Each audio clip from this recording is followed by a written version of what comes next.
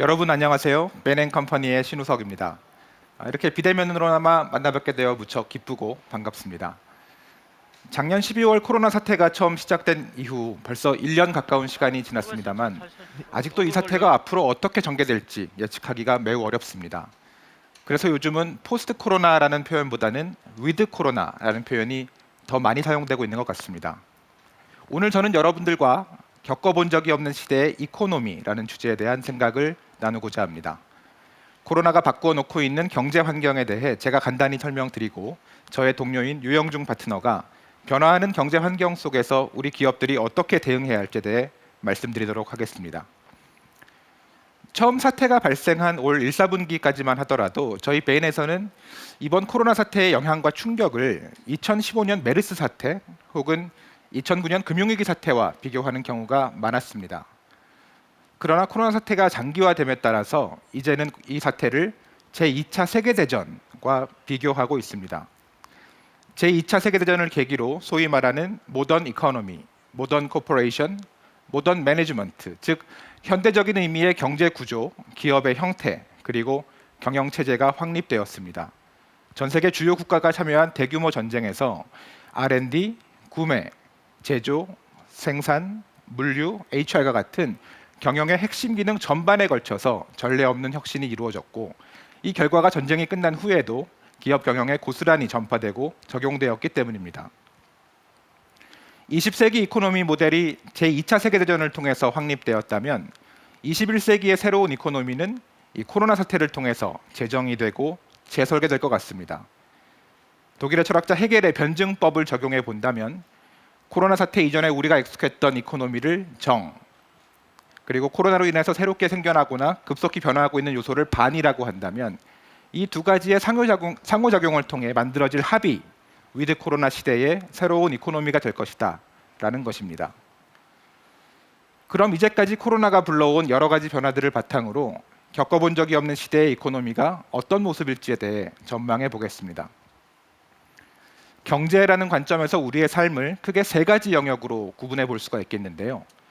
첫째는 소비하는 인간, 호모 코스무스, 둘째는 놀이하는 인간, 호모 루덴스, 셋째는 일하는 인간, 호모 라보르입니다. 이 세 가지 관점을 중심으로 한번 접근해 보도록 하겠습니다. 첫째, 호모 코스무스 관점, 즉 소비 측면의 변화입니다. 코로나는 지난 몇 년간 우리가 이미 예측해 왔었던 소위 온오프라인 통합 시대, 옴니채널 시대의 본격화를 최소 5년 이상 앞당긴 것으로 평가받고 있습니다. 코로나 사태 이후 가장 많이 회자되고 있는 표현 중에 하나가 바로 언택트인데요. 문자 그대로 코로나 감염 위험 노출을 최소화하기 위해서 대면 접촉을 최소화하는 것을 의미합니다. 대면 접촉을 통해서 상품과 서비스를 제공하던 분야들부터 이러한 언택트의 트렌드가 확산되고 심화되고 있습니다. 은행을 포함한 금융 그리고 유통이 대표적인 분야입니다. 실제로 코로나가 급속 확산되어 외부 활동이 아주 대폭 축소된 올 상반기를 거치면서 은행 지점 혹은 유통 매장을 방문하는 소비자들의 규모와 빈도는 빠르게 감소했고 이들의 상당 부분은 모바일로 이동하였습니다. 쿠팡, 마켓컬리, 쓱닷컴과 같은 이커머스 업체들이 이 코로나 사태 이후에 높은 성장세를 구가하면서 소위 코로나 수혜 기업의 대표적인 사례로 꼽히는 이유입니다. 비슷한 맥락에서 배달의 민족과 같은 식당 배달 업체들도 폭발적인 주문 증가세를 이어가고 있습니다. 실제로 코로나를 계기로 이런 디지털 비대면 서비스를 처음 이용하게 된 소비자들이 상당히 많았는데 중요한 사실은 이러한 초기 이용자들의 만족도가 상당히 높았다는 것입니다. 사회적 거리두기 단계가 하향 조정된 이후에도 이들은 과거처럼 오프라인으로 돌아가기보다는 각자의 필요에 따라서 온라인과 오프라인을 상호 보완적으로 함께 활용하는 모습을 보여주고 있습니다. 앞서 말씀드렸던 정반합의 단계 중에 합의 모습이라고 할 수 있겠죠. 코로나 사태를 계기로 옴니채널 소비자의 시대가 본격적으로 개막되었다라고 선언할 수 있을 것입니다. 이러한 옴니채널 소비자의 시대에는 온라인만 잘하는 회사도 아니고 또 오프라인만 잘하는 회사도 아닌 온라인과 오프라인 둘 다 잘하는 회사가 살아남고 이 산업계를 주도하게 될 것입니다. 미국의 사례를 보면 이러한 트렌드가 더욱더 분명하게 발견이 됩니다. 실제로 전 세계에서 가장 많은 누적 확진자와 사망자가 발생하고 있는 미국에서 코로나 사태 이전과 크게 다르지 않게 혹은 그 이상으로 탁월한 성과를 달성하고 있는 유통업체 두 개가 있습니다. 바로 아마존과 월마트입니다. 아시는 것처럼 아마존은 전 세계에서 온라인 유통을 가장 잘하는 업체로, 월마트는 오프라인 유통을 가장 잘하는 업체로 인정받고 있었습니다. 그러나 최근에 두 회사가 보여주고 있는 모습을 보면 아마존은 오프라인 사업을 키우기 위해서, 또 월마트는 온라인 사업을 키우기 위해서 대규모 투자를 포함한 많은 노력을 기울이고 있습니다. 이러한 노력이 소비자들에게 큰 호응을 얻고 있는 것으로 평가받고 있죠. 이 월마트, 아마존 각각 온라인을 잘하는 회사가 그려내는 오프라인의 모습, 또 오프라인을 잘하는 회사가 그려내는 미래 온라인의 모습을 잘 제시하고 있기 때문입니다. 우리는 특히 월마트의 사례를 주목해 볼 필요가 있을 것 같습니다. 소위 아마존 쓰나미 이후에 미국을 대표하는 많은 유통업체들이 몰락하는 상황을 보면서 한간에서는 오프라인 유통의 종말을 언급하는 이들도 있었습니다. 그러나 월마트는 오프라인에 온라인과 디지털을 효과적으로 접목하고 고객 경험을 혁신함으로써 새로운 생존의 길, 새로운 성장의 기회를 맞고 있습니다. 월마트의 오프라인 매장의 역할은 더 이상 인근 지역 소비자들을 위한 판매 공간에 국한되지 않습니다. 체험하는 공간, 또 온라인으로 주문한 물건을 픽업하는 공간, 고객의 온라인 주문건을 당일 내 처리하는 중소형 물류 배송의 공간으로 확대되고 확장되고 있습니다. 코로나 이전에 대면으로 고객을 만나왔던 금융, 외식업, 유통, 소비재와 같은 많은 분야의 오프라인 기업들에게 큰 시사점을 주는 사례라고 생각합니다. 코로나 이후의 세상, 겪어본 적이 없는 시대에는 온라인 회사, 오프라인 회사라는 이분법적인 구분은 아무 의미가 없을 것입니다. 소비자의 입장에서 온라인과 오프라인을 잘 연계하고 통합하는 회사, 혹은 그렇지 못한 회사의 구분만이 존재하게 될 것입니다. 옴니채널 시대의 승자가 되기 위해서 많은 회사들이 치열하게 경쟁할수록 우리 옴니채널 소비자들에게 돌아오는 혜택도 더욱 커지게 될 것입니다. 두 번째는 놀이하는 인간, 호모 루덴스 관점의 변화입니다. 여기서는 단순히 유흥이나 유희 활동을 넘어서 개인이 가처분 시간을 활용하는 방식과 패턴의 변화라는 관점으로 접근해 보고자 합니다. 결론부터 말씀드리면 개인화, 퍼스널라이제이션의 시대, 특히 맞춤형 미디어, 맞춤형 콘텐츠의 시대가 본격적으로 시작되었다는 점을 말씀드릴 수 있겠습니다. 다수의 소비자들을 대상으로 하는 매스 미디어, 매스 콘텐츠의 시대에서 맞춤형 미디어, 맞춤형 콘텐츠의 시대로의 진전은 사실 코로나 이전에 이미 시작되었습니다. 하지만 코로나 사태를 겪으면서 그 진전 속도가 훨씬 더 가속화되고 있습니다.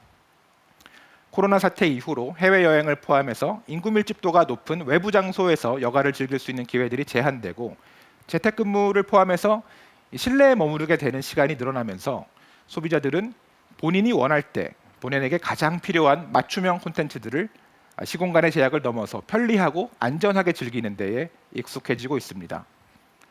이들은 스마트폰으로 검색해서 본인들이 원하는 콘텐츠를 찾고 유튜브, 넷플릭스, 네이버 TV 등의 플랫폼을 통해서 이용을 합니다. 코로나가 수요자 측면에서의 맞춤형 콘텐츠 또는 맞춤형 미디어 시대의 본격적인 개막을 위한 아주 우호적인 환경을 조성했다면 이를 공급자 측면에서 뒷받침하고 있는 또 하나의 큰 흐름이 있습니다. 바로 콘텐츠 크리에이터들입니다. 여러분 1인 TV 시대라는 말을 들어보셨죠? 콘텐츠 크리에이터들은 여행, 게임, 드라마, 영화 같은 소위 전통적 의미에서의 엔터테인먼트형 콘텐츠를 넘어서 교육, 커리어, 시사, 투자, 의료와 같은 소비자들의 일상생활 전반에 걸친 영역, 특히 전문적이고 세분화된 정보와 지식을 다루는 인포테인먼트형 콘텐츠의 생산에 큰 역할을 담당하고 있습니다. 이들은 콘텐츠 소비자들이 원하는 정보와 지식을 기존의 전통 미디어 혹은 전통 콘텐츠 업체보다 훨씬 더 신속하고 효과적으로 생산하고 제공함으로써 콘텐츠 소비자들의 니즈를 충족시켜 줄 뿐만 아니라 이를 통해서 높은 수익을 벌어들이고 있습니다. MIT 경영대학원의 교수이자 혁신 이론의 대가인 에릭 폰 히펠 교수는 본인의 대표적인 이론인 혁신의 민주화라는 이론에서 이 기존 전통 미디어 산업의 틀 안에서 강력한 헤게모니를 누려왔던 소수의 미디어 업체 또 소수의 콘텐츠 업체가 가져왔던 권위 또는 우월적 지위가 점점 약화되고 이 권위와 지위가 단 한 명의 소비자라도 관심을 갖고 즐길 수 있는 콘텐츠를 만들어낼 수 있는 지식이나 경험을 가진 많은 대중들에게 이전될 것으로 전망한 바가 있었고 이것은 현실이 되고 있습니다. 유튜버가 요즘 학생들한테 가장 인기 있는 직업이라는 최근에 조사 결과가 있었는데요. 1인 미디어 시대 또 1인 콘텐츠 크리에이터 시대에는 이러한 직업군들이 강력한 영향력을 보유한 직업군으로 더욱더 확대되고 확장될 것으로 전망이 됩니다. 나아가서 이러한 1인 미디어와 1인 콘텐츠 크리에이터를 실제 콘텐츠 소비자와 연결시켜주는 소위 디지털 플랫폼 기업들은 지식과 정보의 장터, 즉 콘텐츠 마켓플레이스로의 진화를 거듭하면서 소비자들의 일상에 더욱더 강력한 영향력을 발휘하게 될 것입니다. 코로나 사태가 이어지는 중에도 한국의 네이버나 카카오를 비롯해서 미국의 구글, 페이스북, 아마존 같은 소위 플랫폼 업체들의 주가 그리고 기업 가치는 연일 최고치를 경신하고 있는데 바로 이러한 이유 때문이라고 볼 수 있겠습니다. 빅데이터, 인공지능, 머신러닝, 큐레이션과 같은 다양한 디지털 기술들을 활용해서 소비자들의 취향 그리고 니즈를 그 소비자 본인들보다도 더 정교하고 정확하게 파악해서 이에 맞는 콘텐츠들을 적시적절하게 제안하고 중개하는 것이 이들의 핵심 경쟁력입니다. 이를 가능케 하는 각종 디지털 기술을 개발하고 실제 비즈니스 현장에 구현할 수 있는 역량 또는 이러한 역량을 보유한 전문 인력들은 방금 설명드렸던 이런 1인 미디어와 1인 콘텐츠 크리에이터들과 함께 겪어본 적이 없는 시대의 새로운 파워 직업군을 형성하게 될 것입니다. 세 번째는 일하는 인간, 호모 라보르 관점의 변화입니다.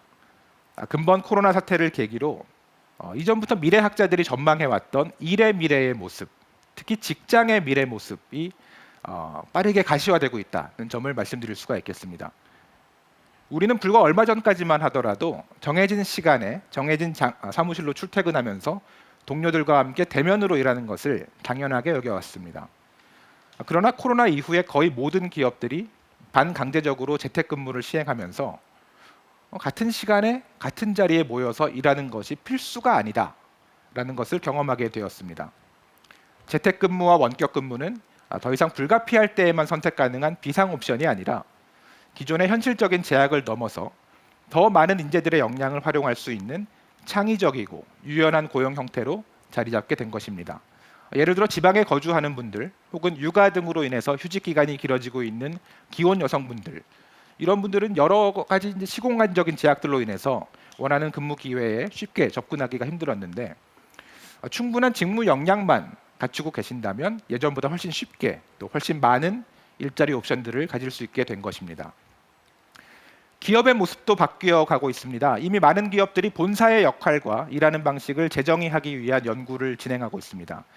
재택근무나 원격근무로 충분히 가능한 업무들이 이번 기회에 파악이 되었고 이러한 업무를 담당해왔던 직원들은 굳이 본사로 출퇴근할 필요가 없습니다.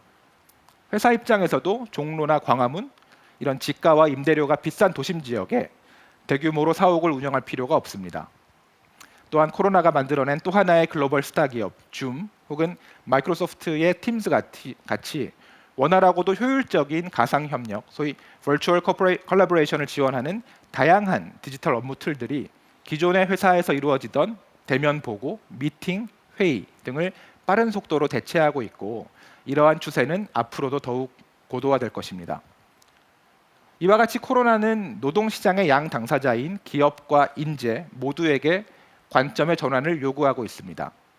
인재가 선호하는 기업의 조건 그리고 기업이 선호하는 인재의 조건 모두 새롭게 정의되고 있기 때문입니다. 앞서 설명드렸던 바와 같이 기업들은 디지털 기업으로의 사업 혁신 또 옴니채널 기업으로의 진화를 이끌 수 있는 인재들이 절실하게 필요합니다. 또한 이러한 인재들은 기존의 시공간적인 제약을 넘어서 본인들이 선호하는 방식과 형태의 고용 옵션을 제공하는 기업들을 우선적으로 고려할 것입니다.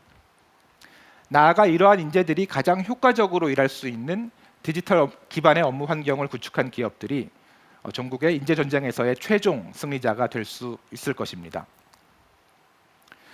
지금까지 겪어본 적이 없는 시대의 이코노미가 어떤 모습으로 전개될 것인지에 대해서 주로 소비자의 관점에서 세 가지 측면을 살펴보았습니다. 이제 관점을 조금 바꿔서 코로나가 바꿔놓고 있는 경제 환경 속에서 기업들이 지속적으로 생존하고 성장하기 위해 어떠한 노력들을 진행하고 있는지 살펴보도록 하겠습니다. 유영중 파트너를 소개합니다.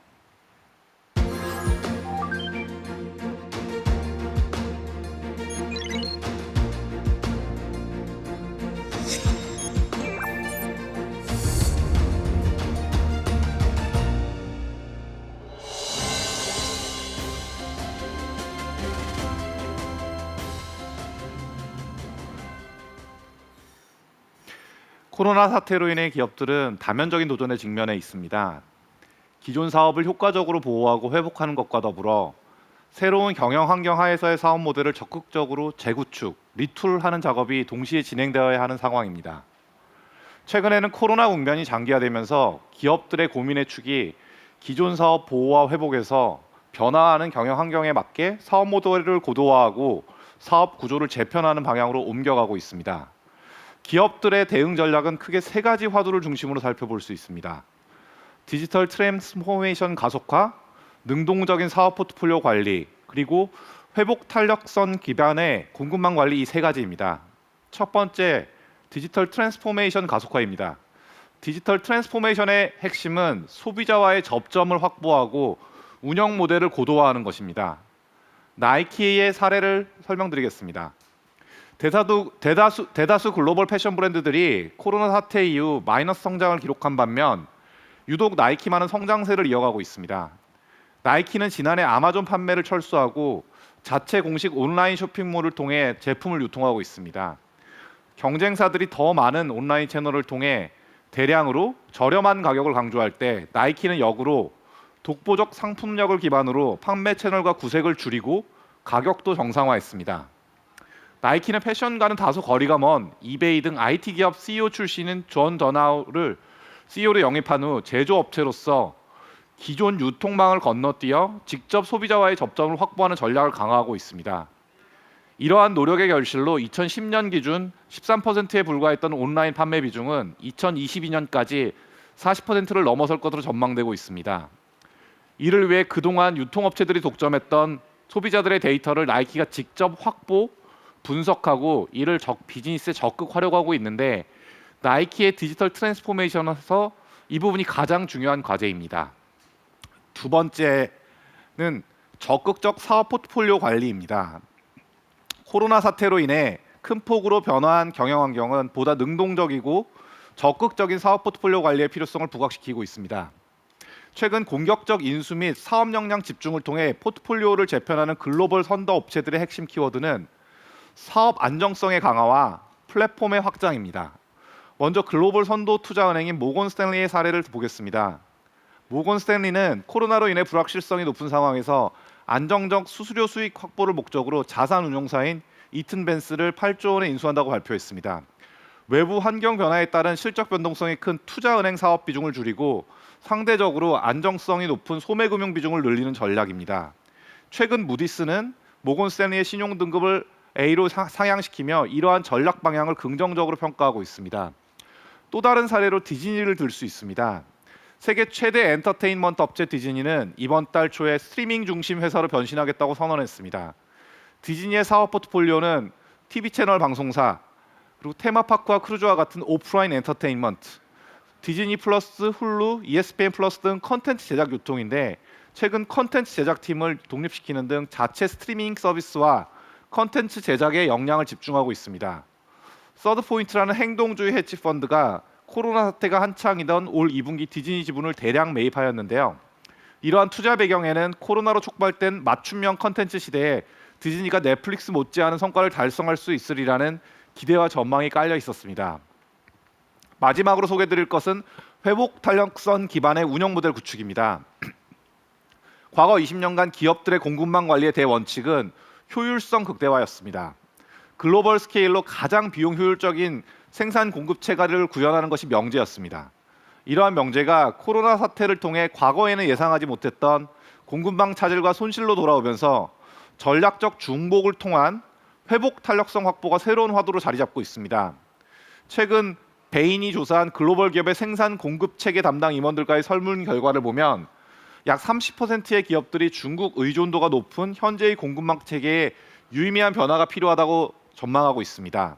실제 애플은 일부 기기 생산량 중 3분의 1을 중국의 지역으로 전환하려 하고 있고 HP와 델과 같은 업체들도 중국 내 노트북 생산량의 30%를 타 지역으로 이전할 계획이라고 합니다. 코로나 사태와 같은 이벤트가 향후에도 반복적으로 발생할 수 있기 때문에 일부 중복 혹은 과잉 투자를 통해서라도 유연하고 회복 탄력성이 높은 생산 공급망을 갖추겠다는 것입니다. 글로벌 선도 자동차 제조업체인 도요다는 2011년 지진 쓰나미로 인해 2개의 신차 모델 출시가 지연되었고 14만 대 이상의 생산 차질이 있었습니다.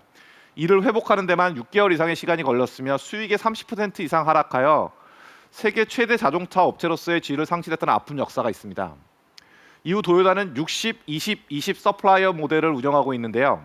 개별 부품에 대한 3개 이상의 벤더를 확보하고 60%의 물량을 담당하는 1위 공급 업체가 문제가 발생하더라도 나머지 2개 업체를 통해 조달할 수 있는 구조를 갖추는 것이 없습니다. 이러한 선제적 노력 덕분에 도요다는 코로나 사태 중에도 비교적 안정적으로 생산 공급 체계를 운영할 수 있었습니다. 스타벅스의 사례를 살펴보겠습니다. 2017년 스타벅스 CEO로 부임한 케빈 존스는 IBM, 마이크로소프트 등 IT 업계에 30년을 근무하신 베테랑입니다. 스타벅스는 케빈의 주도하에 운영 모델에 적극적으로 IT 기술을 접목하여 소위 커넥티드 비지빌리티를 성공적으로 구현하고 있습니다. 스타벅스는 한 해 38만 곳 이상의 커피 농장에서 원두를 구입하고 있는데요. 블록체인 기술을 활용한 빈투컵 프로그램을 통해 현재 판매되는 상품이 어디에서 생산되어 어떻게 여기까지 왔는지에 대한 정보를 투명하게 제공하고 있고 이를 바탕으로 원두의 품질 관리와 소비자의 신뢰를 확보하고 있습니다.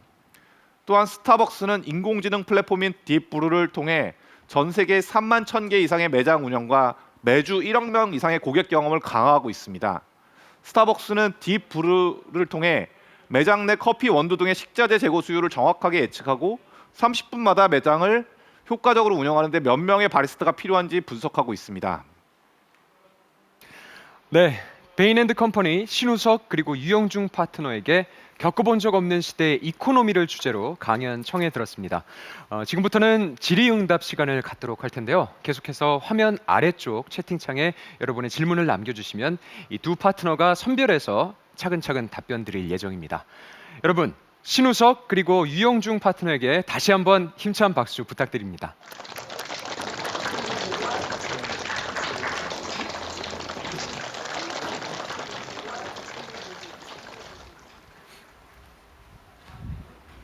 네, 그럼 지금부터 질의응답 시간을 가져보도록 하겠습니다.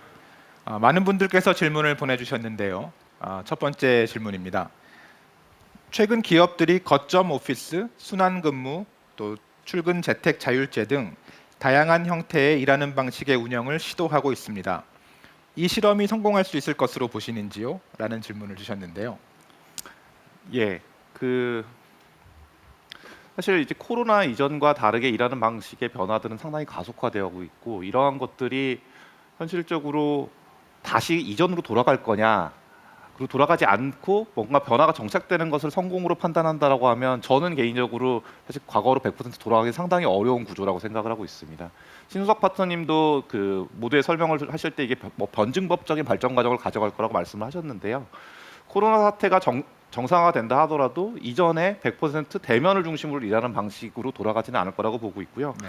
다만 이제 저도 개인적으로 이제 화상 회의라든지 코로나 사태로 인해서 그 회의를 하고 일하는 방식들에 좀 변화가 있었는데 크게 보면 정보 공유와 의사결정에 있어서는 약간의 차이들은 있었던 것 같아요. 네네네. 정보 공유를 하는 데 있어서는 실질적으로 화상 회의를 한다든지 비대면으로 일하는 방법에 있어서의 큰 문제가 없었던 것 같습니다. 다만 집단이 모여서 의사결정을 해야 되는 데 있어서는 여전히 약간의 불편함이 있어서 그런 부분들은 일부 대면 미팅으로 다시 전환될 수 있는 여지도 있지 않을까 싶은 게 네. 저의 개인적인 생각이긴 하고요. 네네네. 저도 몇 가지만 좀 보태서 말씀드리자면은 단순히 방금 그 질문 주신 것처럼 거점 오피스나 순환 근무 또는 출근 재택 자율제 등을 시행할지 말지 그 여부가 중요한 것은 아닌 것 같습니다. 이러한 새로운 제도의 도입을 통해서 기존보다 더 나아진 업무 환경을 구축할 수 있을 것이냐, 혹은 업종별로 또 개별 기업별로 특성에 따라 조금 이런 그 새로운 제도들을 시행할 수 있는 기회는 차이가 있을 것 같은데요. 우리가 어떻게 하면 지금보다 더 나은 업무 환경을 구축할 수 있을 것인지에 대한 명확한 그 투비의 모습이 먼저 전제될 필요가 있다라고 생각을 합니다. 아울러서 좀 전에도 줌이나 팀스 같은 새로운 디지털 협업 툴을 말씀드렸는데요. 이런 새로운 툴들이 업무 환경에 아주 효과적으로 또 본질적으로 녹아들 수 있게끔 하는 그런 노력도 전제될 필요가 있을 것 같습니다. 답변이 되셨을지 모르겠습니다. 네, 다음 질문 보도록 하겠습니다. 예, 두 번째 질문 저희가 받은 질문은 그 인재가 선호하는 기업의 조건과 기업이 선호하는 인재의 조건이 새롭게 정의되고 있다고 했는데 보다 근본적으로 어떤 사람을 인재로 볼 것인가가 전제되어야 할 것 같습니다. 코로나 시대에는 어떤 사람이 인재라고 할 수 있을까요? 참 어렵고도 중요한 질문인 것 같습니다. 저희도 늘 고민하고 있는 주제 중에 하나인데요. 아무래도 이번 그 SDF의 주제처럼 겪어본 적이 없는 세상이 우리 앞에 도래해 있기 때문에 기존에 우리가 예측 가능하고 어느 정도 예상할 수 있었던 시대에 정해져 있던 소위 그 컨벤셔널 위스덤이라고 하죠. 좀 전통적인 지혜나 지식들이 더 이상 유효하지 않은 그런 세상이 우리 앞에 지금 다가오고 있습니다. 그래서 이런 불확실성을 인정하고 기존의 어떤 방식들을 좀 극복하고 또 넘어설 수 있는 그런 창의성 그리고 이런 창의성들을 실제 세상에 구현할 수 있는 그런 실행력을 갖춘 인재들이 우선적으로는 좀 새로운 시대의 인재상의 중요한 항목들을 차지할 것으로 생각을 합니다. 유 파트너님 예. 생각은 어떠세요? 네, 저도 조금만 첨언을 드리면 크게 제가 생각하는 이게 뭐 획일적인 하나의 인재상이 있지는 않겠지만은 큰 방향성에서 보면 코로나 사태로 인해서 결국은 창의성 그리고 두 번째 키워드는 저는 연결성이라고 생각을 합니다. 하나는 네.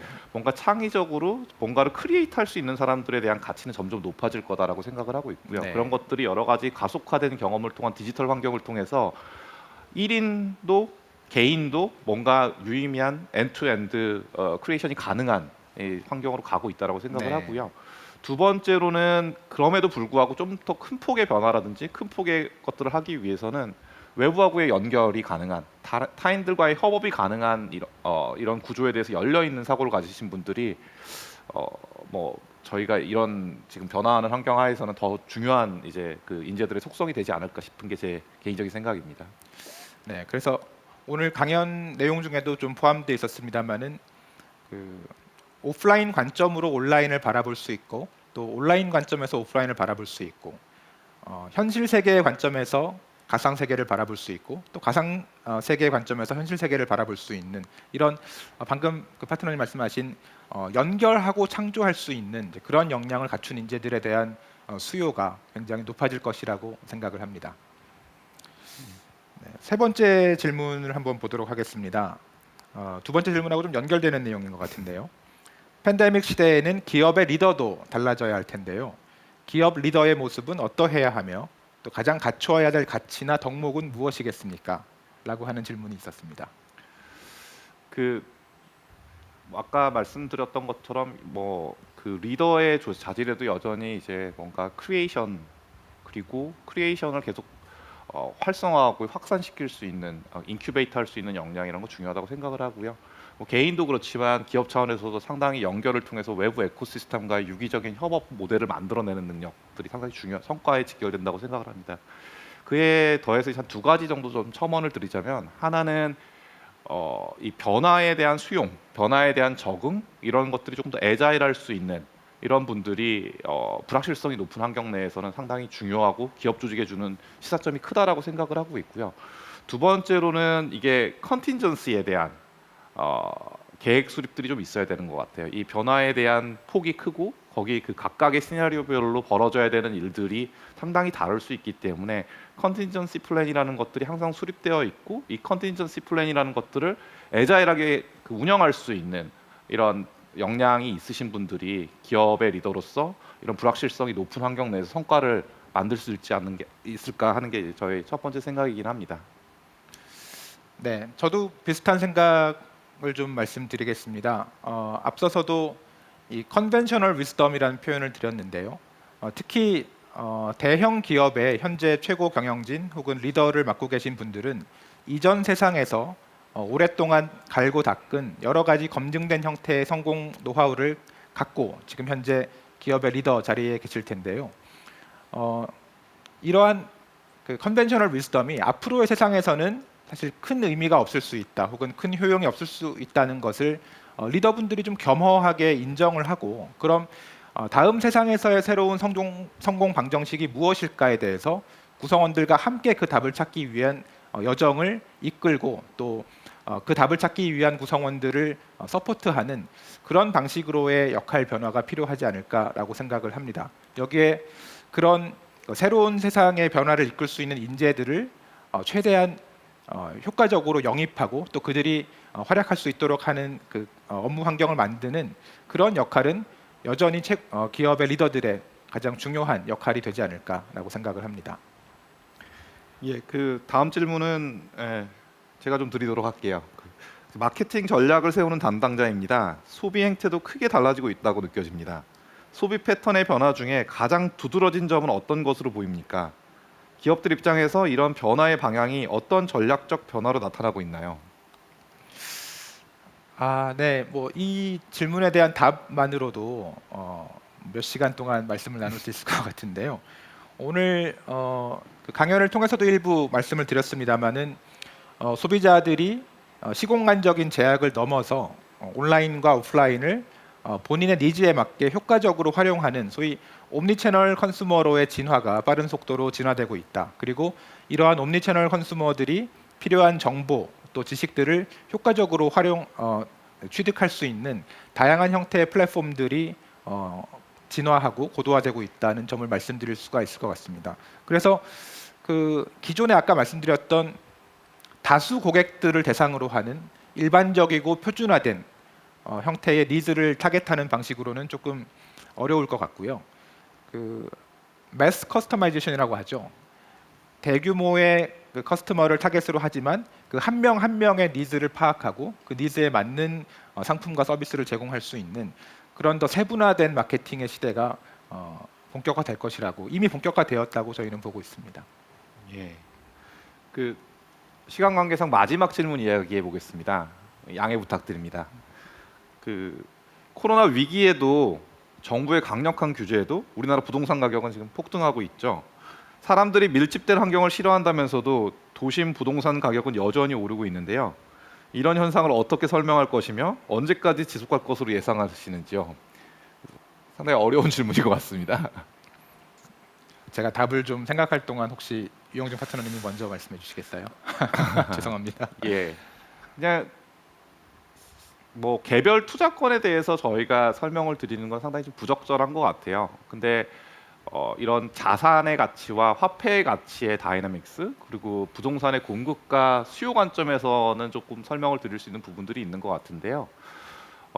사실 2008년 금융위기 이후에 이제 거의 글로벌리 이제 저금리 기조들이 있었고, 우리나라 같은 경우도 금리를 거의 지속적으로 내렸고, 금리를 다시 이전 수준으로 10년 전, 15년 전 수준으로는 전혀 올리지 못하고 있는 상황입니다. 그래서 이게 부동산 가격 자체가 오르는 것도 있지만 사실 화폐의 가치가 떨어진 요소들도 있고, 이런 부분들은 크게 타임라인, 그 저희가 어떤 시점으로 보느냐에 따라서 좀 상반된 시각들도 있는 것 같아요. 사실 경기가 아주 좋지는 않은 상황이기 때문에 단기적으로 금리를 올리기에는 어떤 정부든 상당히 좀 부담이 있을 수 있는 것 같아요. 그렇지만 아주 장기적으로 보면, 글로벌리 보면 인구 구조의 문제로 인해 가지고 자금의 수요와 공급 관점에서 보면 이제 가장 큰 이제 생산과 수출을 담당했던 독일과 중국의 노령화가 진행됨으로 인해 가지고 베이비 부모들이 은퇴를 하고, 그분들이 자금을 그동안은 이제 공급해 오던 입장에서 자금을 수요로 전환하는 경우들이 생기는 것 같고요.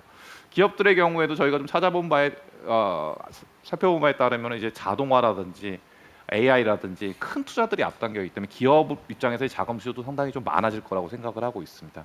그래서 결국 공급과 수요 관점에서 보면 어느 시점에서는 이렇게 그 저금리 기조라는 것들이 전환이 되어야 하는데, 뭐 중장기적으로, 장기적으로는 이 저금리 기조가 계속 지속되기는 어렵다고 보더라도 단기적으로는 또 이제 이 경기가 안 좋은 상황에서 금리를 내리기는 좀 어려운 상황이 아닐까. 네. 그런 화폐의 가치 대비 자산의 가치는 단기적으로는 뭐 오를 수 있는 여지가 아직 있지 않나 하는 게 제 개인적인 생각이기는 합니다. 네. 네, 짧게 한 가지만 첨언드리자면 오늘 강연 내용을 통해서도 좀 말씀을 드렸습니다만은 그 일의 미래 또는 그 직장의 미래의 변화가 분명히 도래할 것이고 현재의 주택 가격을 형성하는 데 영향을 미치는 여러 가지 요인 가운데 교육 환경, 소위 학군으로 불리는 교육 환경 혹은 직주 근접성, 즉 직장과 거주 공간과의 거리 이런 것들이 중요한 요소를 차지했는데 저희가 오늘 말씀드렸던 변화들이 좀 가시화되는 시점 또 본격화되는 시점에서는 이런 주택 가격에 영향을 미치는 요인들 자체가 좀 변화함으로써 지금과는 조금 다른 형태의 모습을 우리가 주택 시장에서 확인할 수 있게 되지 않을까. 그것이 또 겪어본 적이 없는 세상에 대한 하나의 전망이 아닐까라고 말씀드릴 수 있을 것 같습니다. 시간 관계상 Q&A는 여기까지 진행을 해야 될 것 같습니다. 저희가 준비한 내용이 겪어본 적이 없는 세상을 준비하시는 데에 또 예상하시는 데 조금이나마 도움이 되었기를 바랍니다. 오늘 이 뜻깊은 자리에 초대해 주셔서 감사합니다. 지금까지 베인 앤 컴퍼니였습니다. 감사합니다.